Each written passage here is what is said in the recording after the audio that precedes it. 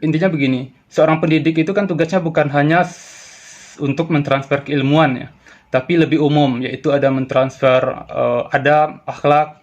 Jadi kalau pendidikan itu kan komplitnya, mulai dari keilmuan harus ditransfer sampai ke akhlak, sosio emosionalnya. Nah, kalau seandainya kita gunakan metode SCL, itu apakah tidak berbahaya tuh Pak Cecep terhadap proses pengembangan akhlak, pengembangan sosio emosional peserta didik?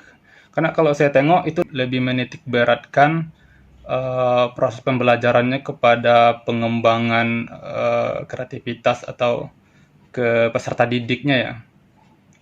Artinya peserta didik menjadi titik tumpu dalam proses belajar dan mengajarnya. Bisa jadi seorang tenaga pendidik lebih tidak full untuk melakukan tugas pendidikannya ya. Bisa dalam artian hanya sebatas mengawasi atau memantau. Nah, kalau yang ingin saya tanyakan, apakah dengan metode semacam itu, intinya begini, seorang pendidik itu kan tugasnya bukan hanya untuk mentransfer keilmuan ya, tapi lebih umum, yaitu ada mentransfer adab, akhlak.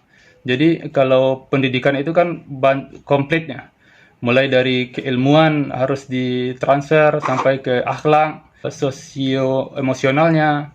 Nah, kalau seandainya kita gunakan metode SCL, itu apakah tidak berbahaya tuh Pak Cecep terhadap proses pengembangan akhlak, pengembangan sosio emosional peserta didik?